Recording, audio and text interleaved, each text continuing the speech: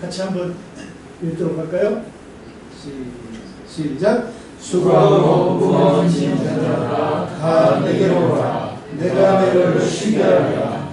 나는 마음이 온유하고 겸손하니 나의 멍에를 보고 내게 배우라. 그리하면 너의 마음이 쉼을 얻으리니 이는 내 멍에는 쉽고 내 짐은 가벼우니라 하시니라.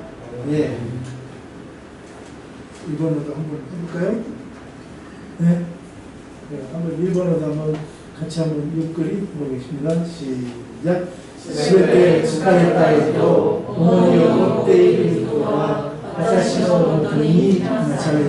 私があなた方を休ませてあげます。私の心はにぎわれへり下っているからあなた方も私の首輝を追って私から学びなさい。そうすれば魂に安らぎが起きます。私の首輝は私の身は鳥からです。아멘.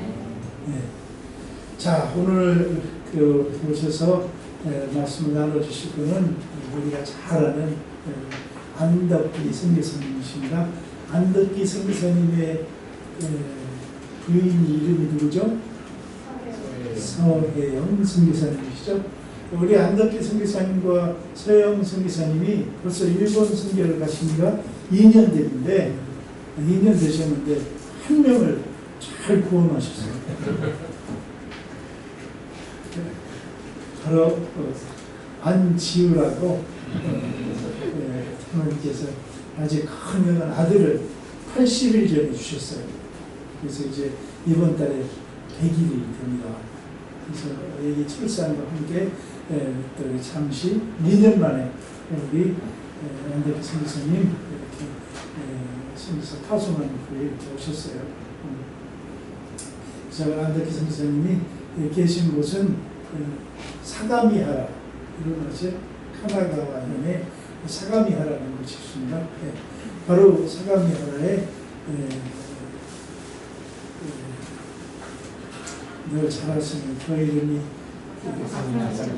아사미 조다이 흑구인 키리스도 교회에서 우리 헌다 야스지 선생님 함께 협력을 하고 계신데, 거기서 아주 우리 안덕기 선교사님은 사실 가기 전에 일본에서 유학도 하시고 그랬기 때문에 일본어를 잘 하세요.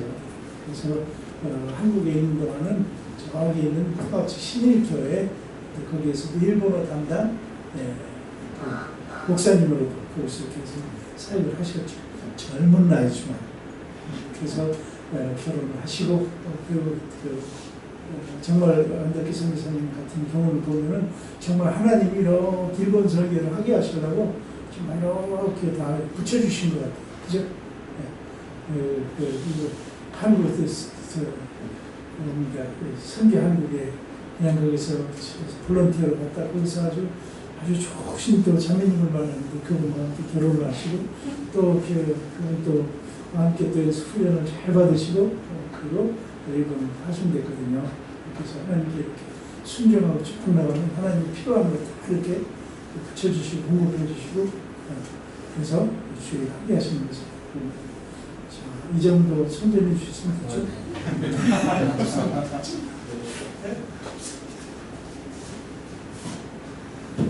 제가 할 얘기 이제 다 하셔가지고 오늘 말씀은 예수님을 따라가며 배우겠습니다라는 마태복음 11장 28절에서 30절을 주제로 같이 전반부에는 성교복을 하고요. 후반부에는 오늘 본문을 갖고 말씀을 나누도록 하겠습니다. 네, 먼저 선교에 대한 크기에 대해서 먼저 이야기를 하고 싶은데요. 창세기 1장 16절에 보면 하나님이 두 큰 광명체를 만드사 큰 광명체로 낮을 주관하게 하시고 작은 광명체로 밤을 주관하게 하시며 또 별들을 만드시고 라고 써 있습니다. 선교회는 그 아프리카나 아시아처럼 많은 사람을 모으고 많은 교회를 세우는 큰 광명체와 같은 선교가 있습니다. 드러나는 선교가 있죠. 그렇지만 일본처럼 소수가 모이는 10명에서 30명 정도가 모이는 작은 광명체와 같은 선교도 있습니다. 또 이슬람과 같이 자신의 이름을 쓸 수 없는 가명을 써야 하는, 그리고 비즈니스 비자로 들어가서 선교를 하는, 드러나지 않아야만 하는, 알려지지 않은 별들과 같은 그런 선교들이 있습니다. 우리들은 어떤 그 선교에 있어서 가장 큰 것, 드러나는 것을 되게 선망하고 동경하지만 하나님께서는 크기가 중요한 것이 아니라 큰 것은 큰 것대로, 작은 것은 작은 것대로, 또 드러나지 않은 것은 드러나지 않은 것대로 각각 주관하시게 하는 선교가 있다는 것입니다. 그래서 크기가 작을지라도 하나님이 그 보내신 그곳에서 하나님의 일을 묵묵히 감당한다면 하나님께서 맡기신 사명을 잘 감당하고 있는 것입니다. 성경에 보면은 한국과 일본은 사실 지금 상반기에 큰 이슈였던 작년 7월 일본 수출 규제로 인해서 그 노제팬 운동이 크게 벌어지고 있고 지금도 많은 국민들 사이에서 큰 공감을 얻고 있습니다. 그러나 이렇게 관계가 원수와 같은 정말 최악의 상황일지라도 하나님께서 복음을 전하기 위해서 보내신 선지자가 구약 성경에 나옵니다. 그 사람의 이름은 바로 요나입니다. 이 요나서를 통해서 우리가 왜 일본 선교를 해야 하는지 세 가지를 같이 나누기 원합니다. 첫 번째는 일본 선교의 동기는 하나님의 명령이라는 것입니다. 요나 1장 1절에서 2절을 보면 여호와의 말씀이 아미떼 아들 요나에게 임하니라. 이르시되 너는 일어나 저 큰 성읍 니느웨로 가서 그것을 향하여 외치라. 그 악독이 내 앞에 상달되었음이니라 하시니라. 사실 그 BC 760년에 아수르가 굉장히 일시적으로 쇠퇴하는 시기가 옵니다. 또 5년 전인 BC 765년에는 지금의 코로나19와 같은 큰 전염병으로 인해서 아수르의 많은 영혼들이 죽게 되는 사건이 발생합니다. 그리고 이 당시에 아수르는 북이스라엘을 종종 침략하기도 했던, 관계가 좋을 수가 없는 그런 상황이었습니다. 또 요나 역시 이스라엘 출신의 선지자로서 아수르에 대해서 그다지 좋은 이미지를 갖고 있지 않았습니다. 가고 싶어 하지 않았던 선교지였습니다. 그러나 요나가 가게 된 첫 번째 동기는 여호와의 말씀이 요나에게 있었다는 것입니다. 우리에게도 어떤 선택과 결정을 할 때 가장 그 첫 번째 하나님의 말씀이 있기를 바랍니다. 우리가 선교를 가야 하는 이유, 노제팬 운동과 같이 국민적인 정서가 안 좋은 와중에도 우리가 복음을 전해야 됩니다 라고 외칠 수 있는 첫 번째 이유는 여호와의 말씀이 있기 때문입니다. 두 번째 동기는 하나님의 성품입니다. 요나서 4장 2절을 보면 주께서는 은혜로우시며 자비로우시며 노하기를 더디하시며 인애가 크시사 뜻을 돌이켜 재앙을 내리지 아니하시는 하나님이신 줄을 내가 알았음이니이다 라고 나옵니다. 우리가 하나님을 알면 알수록, 우리가 하나님이 어떤 분이신가 더 깊이 알게 될수록 우리가 일본을 선교해야 되는구나, 하나님이 은혜로우시고 자비로우시고 노하기를 더디하시고 인애가 크시고 뜻을 돌이켜 재앙을 내리지 아니하시는 하나님인 줄 우리가 알게 될 때 우리가 일본 선교를 해야 한다라는 것을 알 수 있습니다. 세 번째 이유는 일본 선교의 동기는 영혼을 사랑하시는 하나님의 마음입니다. 요나서 4장 11절의 마지막 부분에는 하물며 이 큰 성은 니느웨는 자어를 분별하지 못하는 자가 12만 명이요 가축도 많이 있나니 내가 어찌 아끼지 아니하겠느냐 하시니라 라고 말합니다. 하나님께서 한국도 사랑하시지만 일본에 있는 많은 영혼들도 사랑하심을 우리가 알 수 있습니다. 그렇기 때문에 우리가 하나님께서 일본을 사랑하시기 때문에 우리도 일본에 사랑할 수 있는 힘과 지혜를 얻을 수 있는 것입니다. 이렇게 요나가 북이스라엘 출신의 선지자로서 정말 가고 싶지 않았던 니느웨에 하나님의 명령과 또 하나님의 성품과 하나님의 마음을 갖고 선포를 하게 됩니다. 그때 정말 온 성의 백성들이 회개하고 돌아오게 되는 역사가 나타나게 되죠. 그러나 구약 성경의 또 한 부분을 보면 나훔서가 나옵니다. 요나가 니느웨에 대해 회개를 선포한 지 약 150년 후에 쓰여진 책인데요. 그 요나가 선포했던 그 복음, 그러나 150년 후에 결국 심판받게 되는 아수르의 니느웨의 모습이 나훔서에 나오게 됩니다. 나훔서 3장 7절을 보면 그때 너를 보는 자가 다 네게서 도망하며 이르기를 니느웨가 황폐하였도다. 누가 그것을 위하여 애곡하며 내가 어디서 너를 위로할 자를 구하리요 하리라 라고 말합니다. 하나님이 우리가 지금 일본의 종교 비자를 받아서 갈 수 있고 또 복음을 전할 수 있는 것은 하나님께서 예비하신 구원받아야 할 영혼이 그곳에 있기 때문에 교회가 있고 파송받는 선지자가 있는 것입니다. 그러나 언젠가는 하나님의 심판이 한국에도 일본에도 임할 것이기 때문에 그 기간 동안에 우리가 구원받아야 할 영혼들을 구원해야 하는 사명이 우리에게 주어진 것입니다. 영혼이 하나님의 사랑이 계속되는 것이 아니라 또 하나님은 공의 하나님이시기 때문에 하나님의 심판이 일본 땅에도 한국 땅에도 언젠가 임하게 되는 것입니다. 그때까지 우리는 복음을 전달해야 합니다.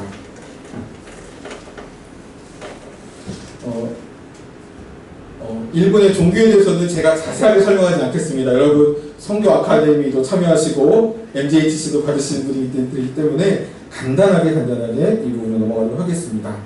일본의 종교는 먼저 애니미즘입니다. 모든 신을 믿습니다. 또 모든 신은 생활 속에 있고 또 모든 신은 전통이고 또 모든 신은 지역과 뗄 수 없습니다. 신도는 말 그대로 신으로 가는 길입니다. 신으로 가는 길인데 이 길이 굉장히 다양합니다. 모든 대상의 신을 여기고 또 자연이 모든 신이 되고 또 인간 역시 위대한 위인은 조상 역시 신으로 내어 모십니다. 일본은 그 신도가 그 애니미즘과 그 조상 숭배와 천황제와 연결되어 있는 상태입니다. 그리고 불교는 그 지역의 장례와 밀접하게 연결되어 있습니다. 이 부분은 이렇게 넘어가도록 하고요. 일본이 전도를 했을 때 처음으로 중요한 전략은 창조주 하나님에 대해서 전하는 것이 중요합니다. 인간이 만든 하나님이 아니고 인간을 만든 하나님, 내가 주체가 되는 것이 아니라 하나님이 주체가 되는 것입니다. 이성으로 이해할 수 있는 하나님이 아니라 정말 우리가 기도했을 때 체험할 수 있는 하나님. 이 창조론이 가장 일본 선교에서는 중요하다고 합니다. 그리고 일본 속담에 돌 위에도 3년이면 따뜻해진다 라는 속담인데 들어보신 분 계십니까? 대표님도 혹시 들어보셨나요? 들어보셨습니까? 네, 돌 위에도 3년이면 따뜻해진다는 일본 속담이 있습니다. 이 말의 뜻은 차가운 돌 위에도 3년간 계속 앉아있으면 따뜻하게 만들 수 있다는 뜻입니다. 무슨 일이든 끈기 있게 견뎌내는 것이 중요하다는 말이고 3년은 정확히 3년이 아니라 많은 세월을 뜻합니다. 우리가 일본 선교를 할 때 인내가 끈기가 중요하다는 것을 우리가 알 수 있습니다. 그리고 일본인 전도의 전략으로 저는 제자교육을 하고 있는데요. 사실 한국에서 제자교육을 받은 적이 없습니다. 일본에 가서부터 제자교육을 받기 시작했습니다. 한국처럼 남자 그룹, 여자 그룹 묶어서 하는 것도 있지만 큰 교회 경우는 그렇지만 대부분의 교회는 그 소규모로 2~3명씩 이 제자교육을 하는 교회가 굉장히 많습니다. 한국처럼 여러 사람 있는 곳에서 자기 얘기를 하는 경우가 많지 않기 때문에 1대1이나 2~3명이 있는 그룹에서 자기의 속에 있는 이야기를 하면서 내면이 회복되고 또 말씀을 적용하면서 가정이 회복되는 경우가 많다고 합니다. 창세기 2장 18절에 보면은 하나님이 우리를 돕는 배필이라고 돕는 배필. 그러니까 아담과 하와가 서로 돕는 배필이라고 합니다. 근데 우리가 남편과 아내의 관계 속에서 또 가족 간의 관계 속에서 부족하거나 잘못을 하면 사실 서로 지적하기 쉽지만 하나님께서는 우리를 서로를 돕는 배필이라고 지적하는 사람, 비판하는 사람이 아니라 부족한 부분이 보이면 네가 그것을 도와줘라. 돕는 배필로 또 가정의 축복의 통로로 우리를 만드셨습니다. 내가 왜 예수님을 처음 우리 집에서 믿게 되었을까? 그것은 하나님께서 나를 이 안 믿는 가정 속에서 축복의 통로로 나를 통하여서 하나님의 복음이 우리 가정 속에도 지역 속에 전달될 수 있도록 하나님께서 나를 우리 가정 속에서 가장 먼저 택하셨구나. 나를 통해서 우리 가족을 기도하라고 주님께서 나를 믿게 하셨구나. 라고 이 제자교육이 선교 전략, 전도 전략으로 저는 하고 있습니다. 선교에 대한 위협이 있는 요소가 사실 대표님께서 말씀하셨듯이 정치적인 요소가 있습니다. 영화 사도 바울을 제가 일본에서 보게 되었는데요. 네로 황제는 자신의 실정에 대한 비난을 기독교인 때문이라며 비난의 화살을 돌립니다. 핍박받는 기독교, 흔들리는 기독교 공동체는 똑같이 무력으로 복수하지 않고 끝까지 예수님처럼 우리가 사랑해야 한다. 무력으로 복수하는 것이 아니라 감옥에 갇힌 사도 바울을 우리가 무력으로 빼내는 것이 아니라 끝까지 사랑으로, 예수님의 사랑으로 행해야 된다. 갚아야 된다라는 것이 사도 바울의 영어 메시지입니다. 일본 분들을 많이 만나봤는데요. 한국 사람들이 생각하는 일본 사람들 많이 다릅니다. 일본인들은 지도자와 나라의 정책을 신뢰합니다. 그래서 지도자의 역할이 굉장히 중요합니다. 70년대, 80년대에 일본이 많은 경제 성장을 할 수 있었던 이유는 훌륭한 지도자가 있었고 그것을 잘 따르는 국민들이 있었기 때문입니다. 여러분이 오늘 기도하셨듯이 한일 관계에 이런 긴장 상태가 해소되어서 선교하는 데 정말 수월하게 복음을 전할 수 있도록 기도를 부탁드립니다. 저의 일본 선교의 시작은 2005년도에 제가 속해 있는 모교회에 중고등부 교사로서 일본 단기 선교를 처음 가게 되었습니다. 맨 왼쪽에 다니엘 김 선교사님이신데요. 일본 이름은 김신지 선교사님이세요. 믿는다, 신지. 그래서 철인, 이기는 자, 완주자라는 책을 쓰신 청년들을 대상으로 하시는 젊은 선교사님인데 그분의 어머니가 그 서울에 있는 또 지방에 있는 교회들의 청소년들을 위해서 매번 여름마다 비전 트립을 시켜주셨습니다. 실비만 받으시고 비전 트립을 시켜주셨는데 제가 그 당시 저희 교회가 대상 교회가 돼가지고 중고등부 학생들과 함께 처음으로 후쿠오카 지역에 갔던 것이 저희 2005년도에 갔었는데요.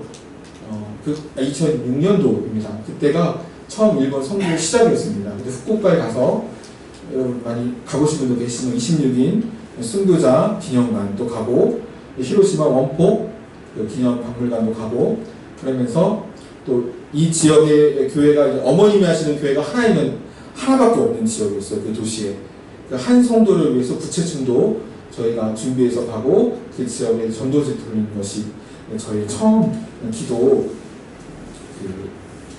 그 선교의 시작이었습니다. 교회가 하나밖에 없다. 그리고 그 교회에 성도가 한 명밖에 없다는 것이 저에게는 굉장히 충격이었습니다.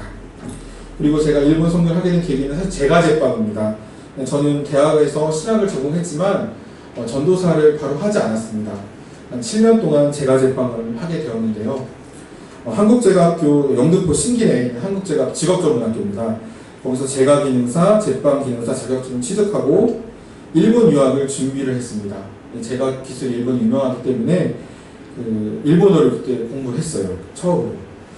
그래서 일본 과자전문학교라는 곳에 2학년으로 편입해서 공부를 했습니다. 그리고 일본에서 1년 동안 빵집에서 일도 하기도 했습니다. 도쿄에 있는 이스트라는 빵집에서 일했고 졸업사진입니다. 오른쪽에 이제 여기 저고요. 네, 이게 접니다. 졸업사진이에요. 양과자 케이크를 전공했어요. 그래서 슈가크래프트 설탕 슈가크래프트를 졸업작품으로 냈었습니다. 사실 그때 저는 도망갔는데 그 당시 방을 구하지 못했습니다. 2009년도에 리먼 쇼크가 터져서 환율이 2배로 뛰는 바람에 방을 구하지 못해서 저 졸업 동기이신 분이 거기서 교회를 하셨어요. 일본 동경에서. 그래서 제가 그 방에서 살게 됩니다. 1년 동안. 사찰 집사님처럼 교회 사무실에서 1년 동안 살게 되면서 새벽 예배에도 문도 열어드리고 또 모임이란 모임은 월요일 빼고 다 참여하게 되고 이러면서 주님과 깊은 관계를 갖게 되죠. 신앙이 회복되게 됩니다. 그래서 저는 제가 제빵이라는 도구를 통해서 주님이 일본어 공부를 시키셨구나라고 생각을 합니다. 저는 복이란 무엇일까에 대해서 굉장히 고민을 많이 갖고 있었습니다. 저희 할머니가 굉장히 신실하신 권사님이셨는데 믿음이 좋으면 무병장수하는 것으로 알고 그게 복이라고 생각하고 있었는데 할머니께서 뇌출혈로 갑자기 쓰러지시고 또 내사 상태로 투병하신 할머니의 모습을 보면서 그 당시 신앙생활에 많은 회의를 갖게 됐습니다. 그래서 제가 제빵했던 시기도 그 시기입니다. 근데 시편 1편을 통해서 제가 복이란 무엇인가에 대해서 저 나름대로 답을 하나님으로부터 대한 대답을 듣게 되었습니다. 여러분, 건강하고 잘 되는 것도 복이지만 복은 굉장히 넓습니다. 범위가. 그것도 복이지만 시편 1편 말씀처럼 시냇가에 심은 나무가 여름의 더위에도 시냇가를 떠나지 않고 또 겨울의 추위에도 시냇가를 떠나지 않고 계절을 따라 열매를 맺으며 잎사귀가 마르지 않는 것이 축복임을 깨달았습니다. 여름에 덥지만 내가 겨울에 또 춥지만 나무가 발이 있는 것이 아니잖아요. 도망갈 수 없지만 말씀이신 하나님 곁에서 내가 여름과 같은 더위와 같은 고난 속에서도 겨울의 추위와 같은 환경 속에서도 내가 주야로 말씀을 묵상하고 시냇가이신 말씀 주님 신앙 버리지 않고 몸이 아파도 하나님 곁에 있었다. 하나님 곁에 떠나지 않았다. 이것이 굉장히 축복이구나 나를 깨달으면서 저의 신앙의 변화가 회복이 시작되었습니다. 요한 3서 1장 2절에는 사랑하는 자여 내 영혼이 잘됨 같이 내가 범사에 잘되고 강건하기를 내가 강구하노라 라고 합니다. 영혼이 잘된 가치가 본보기입니다. 영혼이 잘된 가치가 시작이구나. 영혼이 잘된 가치가 모든 것이 뭐구나. 또 요한 3서 1장 3절 4절은 형제들이 와서 내게 있는 진리를 증언하되 내가 진리 안에서 행한다 하니 내가 심히 기뻐하노라. 1장 4절에는 내가 내 자녀들이 진리 안에서 행한다함을 듣는 것보다 더 기쁜 일이 없도다. 내가 힘든 상황이었지만 그 상황 속에서도 내가 진리 안에서 듣고 진리 안에서 행하려고 발버둥쳤구나. 이것이 가장 기쁜 일이었구나. 복이었구나 라를 깨닫게 되었습니다. 일본 선교회 가정인데요. 가장 왼쪽에 있는 사진은 저 시립교회 일본어 예배부 사진입니다. 시립교회 일본어 예배부가 자매결을 맺은 교회가 일본에 있는데요. 그 교회 이제 하네다 공항에서 찍은 사진입니다. 제가 일본 예배부 전도사가 될 수 있었던 것은 사실 제가 초교파 신학대학으로 나왔는데 제가 사역했던 교회는 이제 그 장로교 통합적 교회입니다. 사실은 이제 뽑지 않는데 그 당시에 될 수 있었던 이유가 제가 그 방황의 시기라고 생각했던 힘든 시기라고 생각했던 제가제빵을 제가 공부했기 때문에 일본의 전도사가 될 수 있었습니다. 그 당시 교회에서 사랑의 빵 나눔이라고 청구동 약수동 청구 그쪽에 독거 혼자 사시는 할아버지 할머니 30가정을 빵을 배달하기 위해서 공방을 만들고 또 간사를 뽑으려고 했는데 마침 일본의 비부 자리도 비었고 간사님 자리도 비었어요. 근데 제가 원서를 냈는데 저를 뽑으면 2명을 뽑지 않아도 되는 거였어요. 그래서 일본의 비부 간사가 됐습니다. 여러분이 생각하는 저 방황의식, 하나님 내가 지금 이거 하고 있는데 의미가 있나요? 라고 물어볼 수도 있는데 의미가 없는 시간은 없습니다. 하나님 다 사용하십니다. 저는 제가제빵을 교회에서 하게 될 줄은 몰랐습니다. 일본어 예배를 하면서 저는 많은 것을 느꼈습니다. 사실 고등학교 때 레위기 19장 34절을 말씀을 기도를 했었어요. 너희와 함께 있는 거류민을 너희 중에서 나은 자같이 여기며 자기같이 사랑하라. 너희도 애굽 땅에서 거류민이 되었었느니라. 나는 너희 하나님 여호와니라. 너희 땅에 있는 외국인을 자기같이 사랑하라는 말씀이 굉장히 충격이었어요. 그래서 제가 제가제빵을 했는지도 모릅니다. 제 마음속에는 외국인 선교가 단지 중앙아시아, 동남아시아 그렇게 못 사는 나라, 우리 기준에서 못 사는 나라 사람들이만이 외국인 노동자 선교라고 생각했어요. 하지만 하나님이 그 기도를 들으셨는지 일본인들 역시 이곳에 주재원들도 오시고 또 국제결혼 하셔서 오신 분들 많아요. 그런 분들을 위해서 하나님 일할 수 있는 기회를 주셨습니다. 하나님이 여러분 드리는 그 소원, 기도도 다 듣고 계세요. 하나님 준비되면은 하나님 그 기도 잊지 않으십니다. 그리고 제가 선교한국에서 아내를 만났습니다. 2016년 세종대학교에서 선교한국에서 제가 일본 선교 영역 소그룹 모임에서 제가 조장이었고 아내가 조원이었습니다. 그래서 넓은 캠퍼스에서 때론 광장에서 또 때론 식당에서 때론 강당 앞에서 5일 연속으로 우연히 만나는 것을 통해서 이게 뭔가 있나 하고 이렇게 질문하고 그 다음 주에 일본 보험 선교회 또 찬양팀이 오사카에서 오는데 한번 오지 않겠냐 하는 게 시작이 돼가지고 사귀게 되고 결혼까지 하게 되었습니다. 일본에 가게 된 것은 창세기 11장 1절 3절 말씀, 12장 1절에서 3절 말씀 하나님이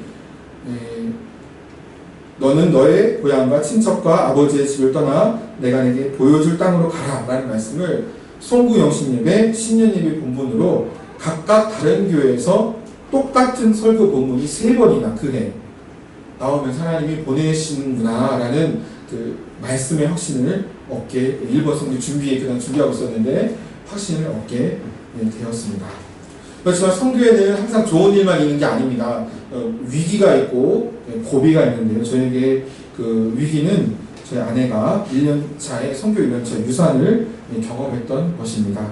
다엘이라는 뜻은 모든 사람이 하나님을 안다라는 뜻입니다. 아내가 유산을 하면서 저는 생명을 잃은 기쁨, 또 아내가 또 이번에 올해 4월에 지유라는 또 아들을 낳게 되면서 생명을 얻은 기쁨과 또 생명을 잃은 슬픔을 경험했습니다. 성경에서 복음은 영생이라고 기쁜 소식이라고 합니다. 복음이 영원한 생명입니다. 하나님이 주신 생명이 아프거나 생명을 잃게 되면 여러분 마음이 얼마나 아프십니까? 여러분 그렇죠. 우리가 가장 아플 때가 언제예요? 하나님이 주신 생명이 아프거나 잃을 때가 가장 아플 때입니다. 가장 기쁠 때가 언제입니까?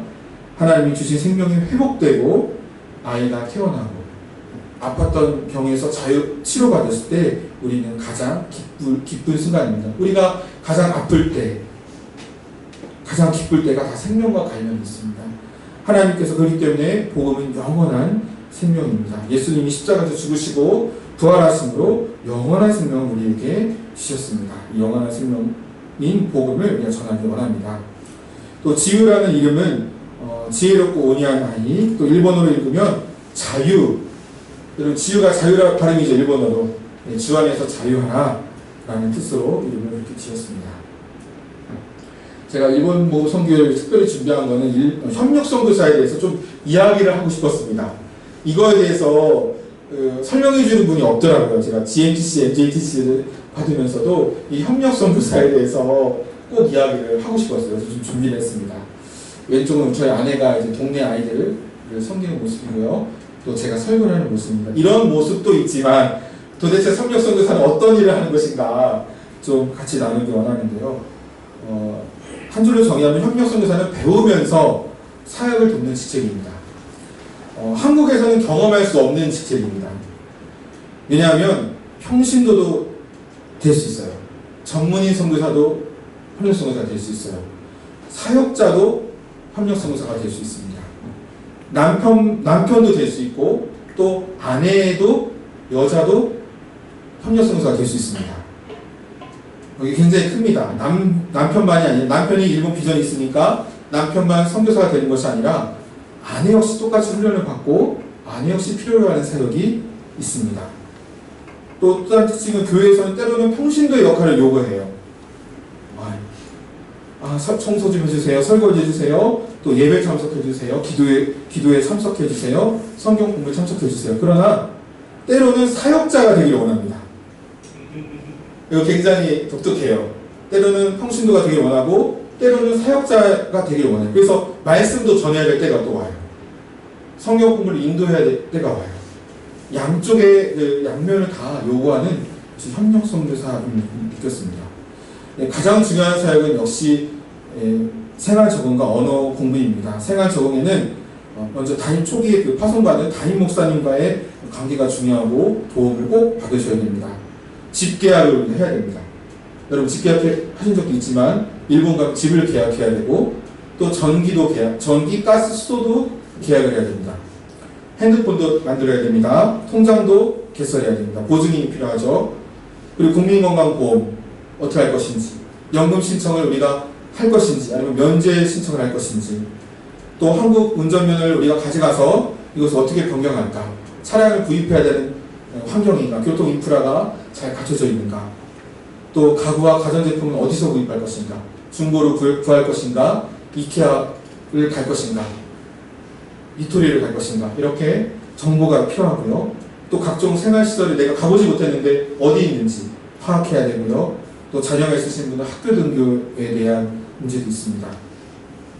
언어 공부는 평생 하는 것이지만 초기 2년에 집중으로 공부해야 되는 때입니다. 조급함, 초조함과의 싸움입니다. 여러분, 제가 한국에서 일본어 사용을 했다고 해서 부러워하시는 분도 있어요. 그리고 전화도 받았어요, 실제로. 어느 선교사님이, 안 선교사님은 일본어를 할 줄 아니까 참 부럽네요 라고 이틀 전에 어느 선교사님한테 전화를 받았습니다. 그러나 그때 선교사님 제가 말씀드렸죠. 선교사님, 일본어를 잘한다고 문화를 잘 이해하는 건 아니에요. 문화를 배우는 시간이 필요하고요. 말을 못해서 주시는 은혜가 있어요. 일본어를 제대로 못할 때는 하나님과의 나만의 내적인 싸움이 주된 싸움이라면, 일본어를 하기 시작한 그 순간부터는 잘못 전달하는 그 말들 때문에 목사님과 때로는 성도분들 간의 갈등이 시작됩니다. 말을 아예 하지 못한다면, 듣기만 한다면 갈등도 없습니다. 그러나 내가 말을 하기 시작하면서 내 의견이 나는 아라고 전달했는데 어라고 들을 수도 있고, 그러면서 갈등이 시작되는 것입니다. 여러분, 선교지에서 언어가 익숙해지면서 본격적인 훈련을 위한 사역자와 성도 간의 갈등이 시작됩니다.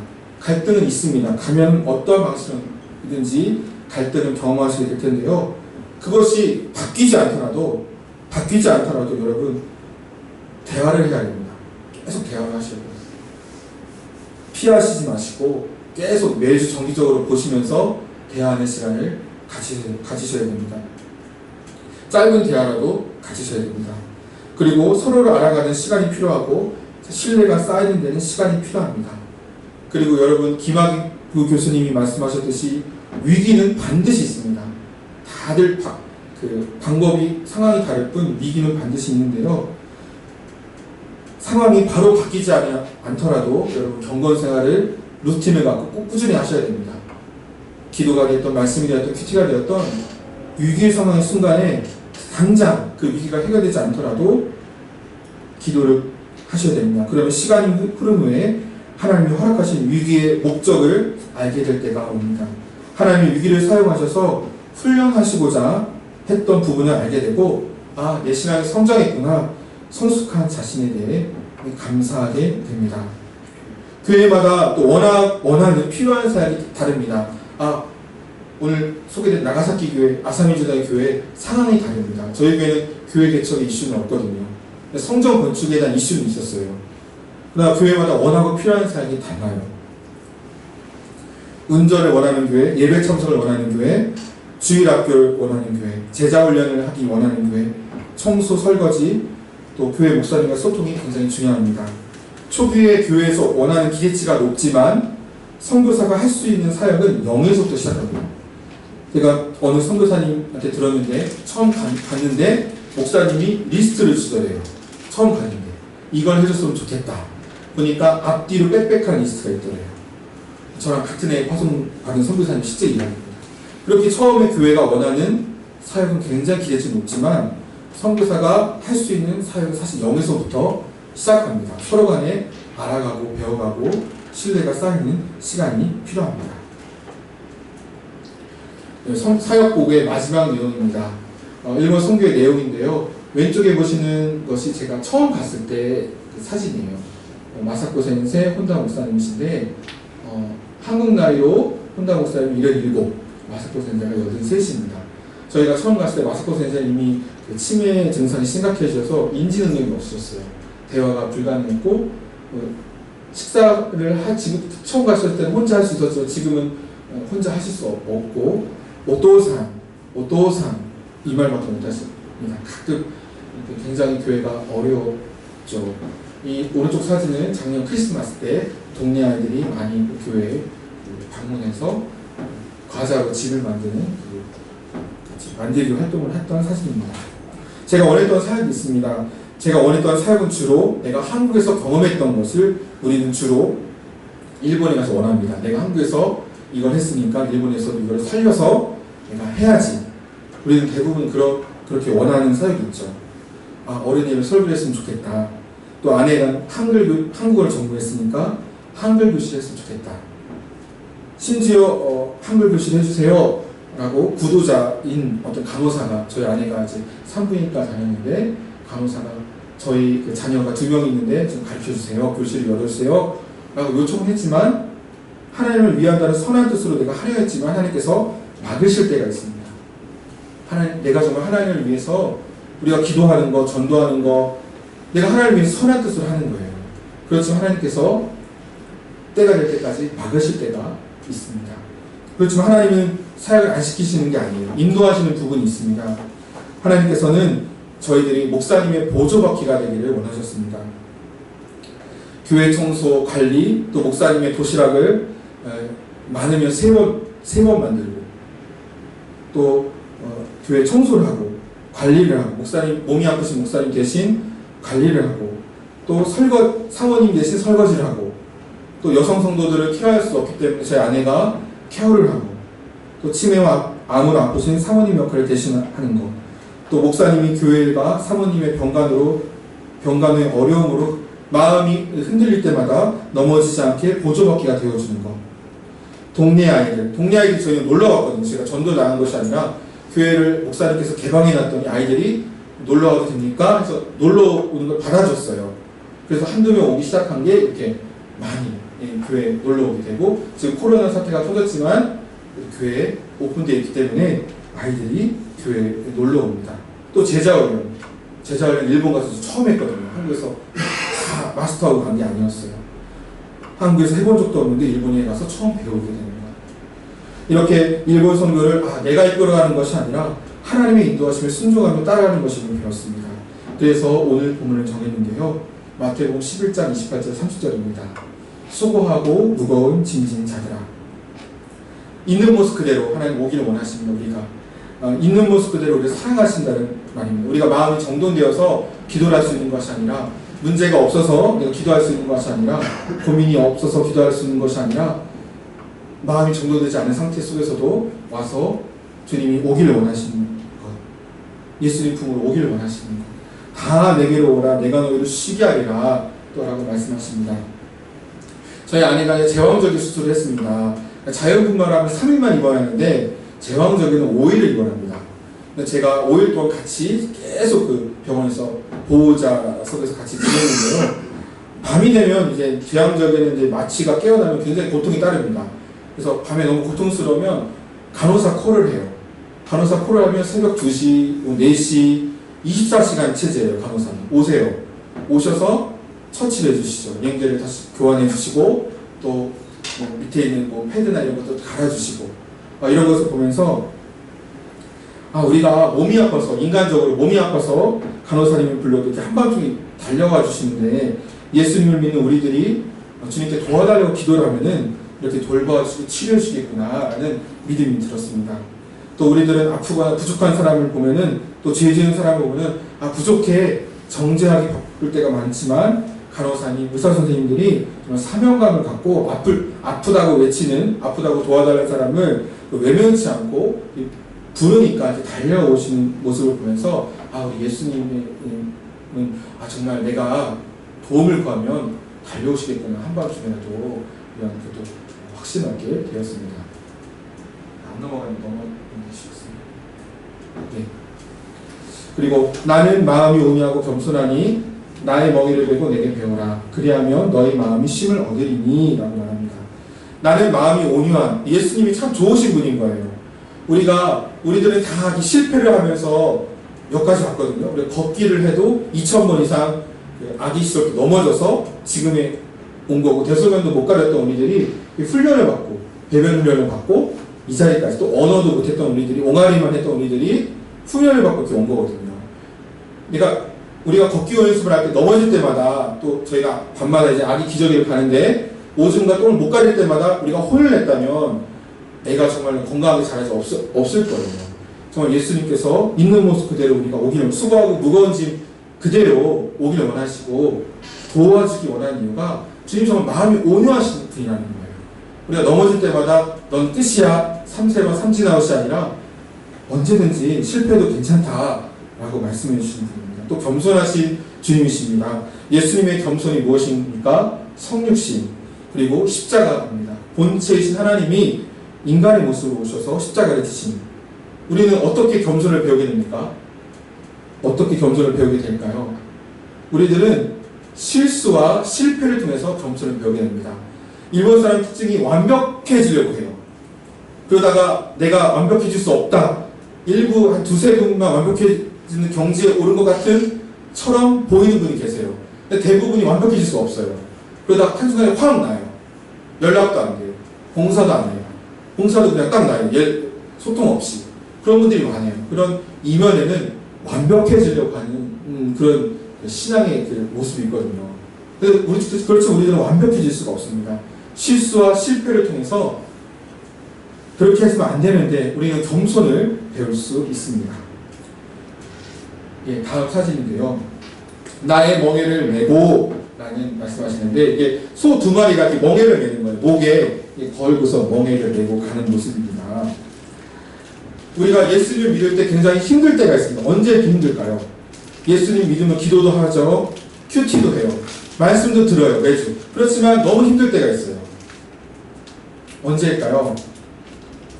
그것은 우리가 예수님을 믿고 또 기도도 하고 말씀도 듣고 큐티도 하지만 예수님이 이끄시는 방향과 내가 반대 방향으로 가려고 할 때 그때가 우리가 힘들 때입니다.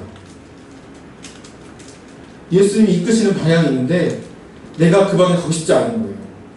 예수님은 오른쪽으로 가라고 인도하시는데 나는 여기 있고 싶은 거예요. 왼쪽으로 가고 싶은 거예요. 그러면 내가 예수님을 믿기 때문에 더 힘들게 돼요. 내가 기도하고 말씀하고 큐티하면 할수록 내가 하고 싶은 대로 그 마음이 그대로 있기 때문에 더 힘든 거예요. 예수님이 인도하시는 방향으로 계속 인도하시는데 나는 안 가겠다고. 지금 저는 안 갈 거예요. 저는 왼쪽으로 갈 거예요. 버티면 버틸수록 더 힘이 들게 되는 것입니다. 우리가 예수님과 함께 예수님과 방향이 같아야 어려운 환경 속에서도 힘이 덜 들게 되는 것입니다.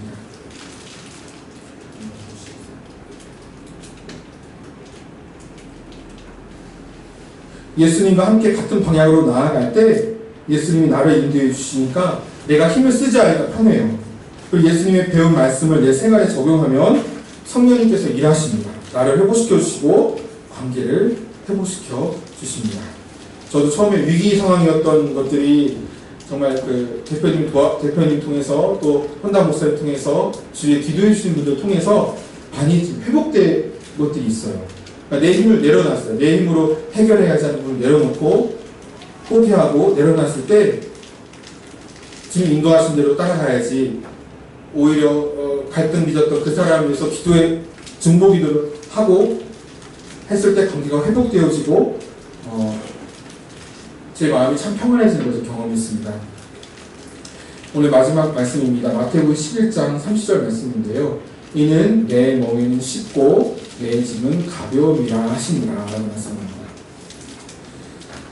제가 요즘 읽고 있는 책이 나가사키의 노래라는 책입니다. 그 부분에서 제가 읽고 있는 책이 나가사키의 노래라는 책인데 읽어드릴게요. 자연은 우리가 매일 목욕할 때마다 잘 볼 수 있게 배꼽을 붙여주셨다. 배꼽은 우리 몸과 모든 신체 부위가 선물로 주어졌다는 것을 드러내는 표지이자 상징이다. 우리는 9달 동안 하루도 빠짐없이 어머니께 붙어 살았다. 우리는 어머니의 자양분과 돌봄을 받기만 했을 뿐 이러한 것들을 받을 만한 어떠한 행동도 하지 않았다. 여러분 배꼽 다 있으시죠? 예. 이게 우리가 9달 동안 어머니께 붙어 있었다는 표지예요. 그리고 내가 뱃속에 있을 때 어느 노력도 하지 않았지만 어머님의 자양분과 돌봄을 받았다라는 표식이에요. 배꼽은 내가 어머니의 아들, 딸이었음을 증거하는 표식입니다. 여러분 다 배꼽 있으시죠? 네. 배꼽은 내가 아무것도 한 것 없이 어머니께로부터 자양분과 돌봄을 받았음을 증거합니다.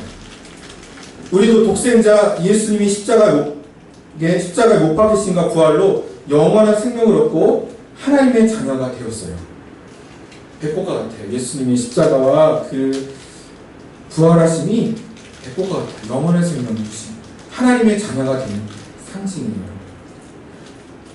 우리는 예수님의 그 십자가와 부활을 통해서 하나님의 자녀가 되었습니다.